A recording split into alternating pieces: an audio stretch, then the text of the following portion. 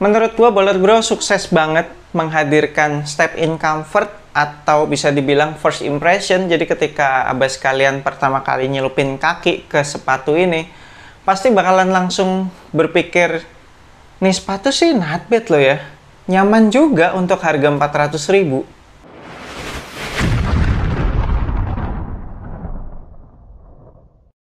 Yo, what's good abas di seluruh Indonesia, balik lagi sama gue Ferdly Brainwash di Anak Basket Channel. Di video kali ini gue akan ngebahas performance review sepatu basket Boler Bro BB5. Dan bakalan ada giveaway juga loh, jadi abas kalian wajib nonton video ini sampai selesai. Kita mulai dari traction. Tractionnya kalau untuk di lapangan indoor yang bersih, apalagi itu sih sama sekali nggak ada masalah. Termasuk pakem, semua pergerakan gue tercover dengan baik, mau itu lateral movement, linear movement, ataupun spin move. Kalau untuk di lapangan outdoor, apalagi yang berdebu, tentunya kinerja tractionnya akan menurun, jadi lebih ada slip-slipnya gitu.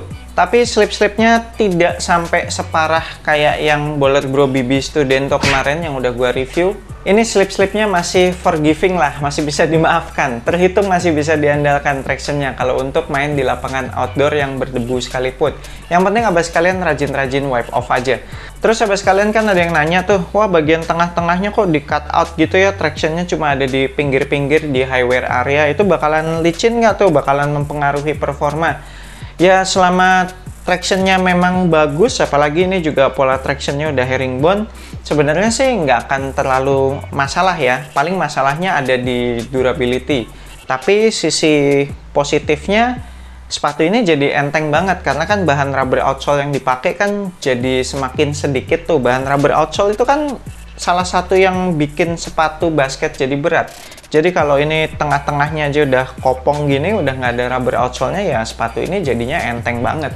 Nah, ngomong-ngomong soal durability, kayaknya memang serinya Boler Bro yang BB ini, jadi BB1 sampai BB5, kayaknya memang punya isu dengan durability outsole-nya. Ini pun setelah gue pakai sekali indoor dan 3 kali outdoor, udah langsung kelihatan nih, traction pattern-nya udah mulai pada terkikis gitu.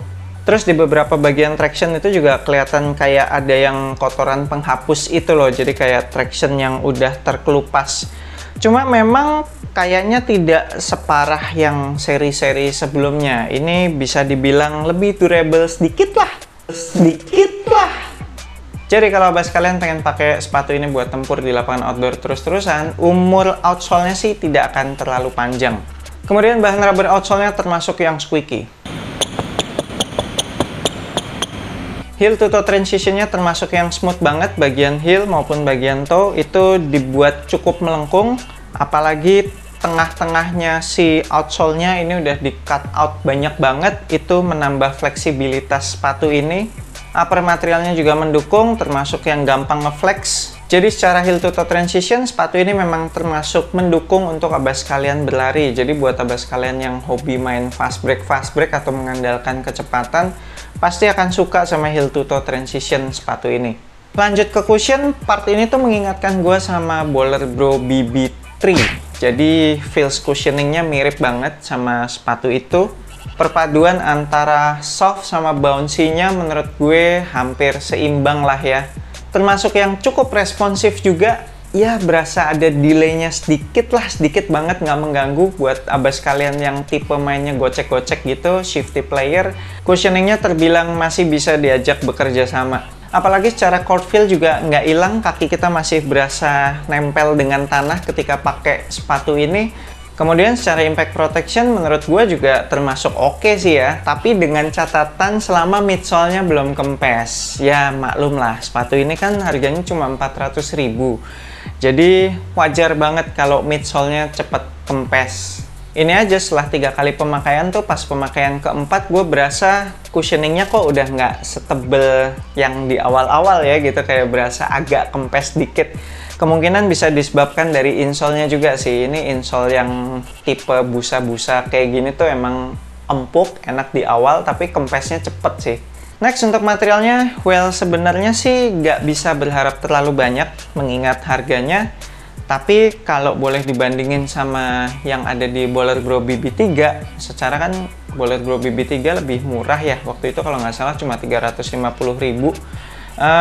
Itu sih dapat upper materialnya menurut gua lebih baik dari ini sedikit sih. Seingat gua Bullet Bro BB3 tuh upper materialnya lebih berasa lentur, lebih berasa nggak kaku daripada ini.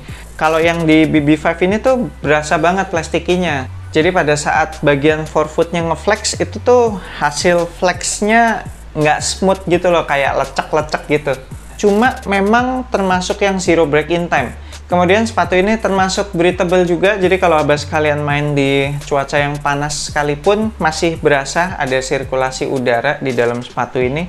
Material tali, kalau gue sih udah langsung ikat 2 kali sih, karena pengalaman gue dengan material tali yang model kayak gini tuh biasanya gampang lepas-lepas. Jadi gue sama sekali nggak mencoba buat ikat sekali di sepatu ini, udah langsung gue ikat double aja, ikat mati. Untuk padding lidahnya ini sih cukup standar, dibilang tebel enggak, dibilang tipis enggak, tapi yang pasti kebantu sama bahan synthetic leather yang ada di depannya ini. Jadi ketika kita ngencengin ikatan tali sepatu yang paling atas, itu ketahan sama bahan synthetic leathernya ini, jadi nggak berasa ngeganjel di pergelangan kaki depan.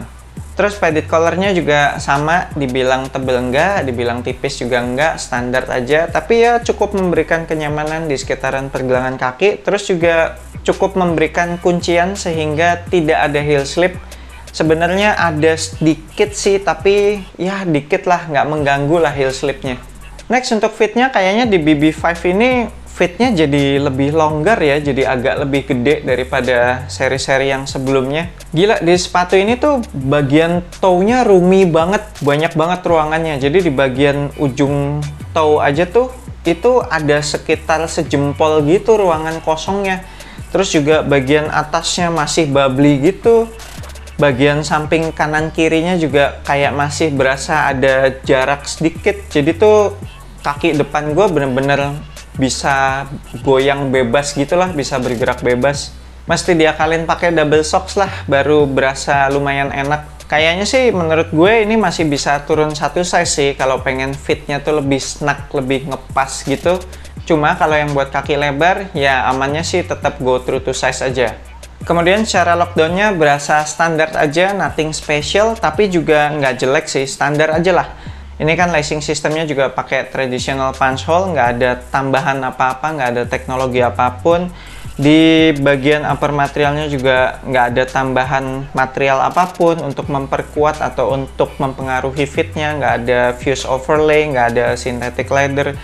Jadi ya memang berasa bagian midfootnya tuh berasa nggak terlalu dipeluk lah, kayak masih ada goyang-goyang dikit. Tapi yang bikin ini terbilang cukup oke adalah karena bagian belakang kaki kita itu nggak ada heel slip yang sampai parah-parah banget.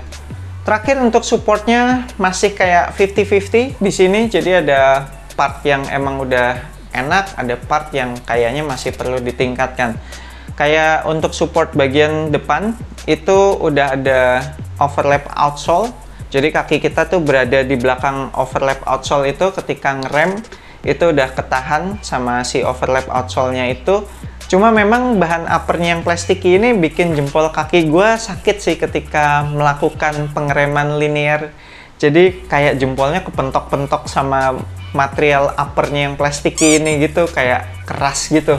Kemudian untuk support bagian samping, part ini yang gue berasa masih agak kurang. Kaki gue tuh kayak mau keluar-keluar gitu rasanya ketika melakukan lateral stop gitu ya, kayak crossover gitu. Ternyata si upper materialnya yang plastiki ini tidak terlalu bisa menahan kaki gue.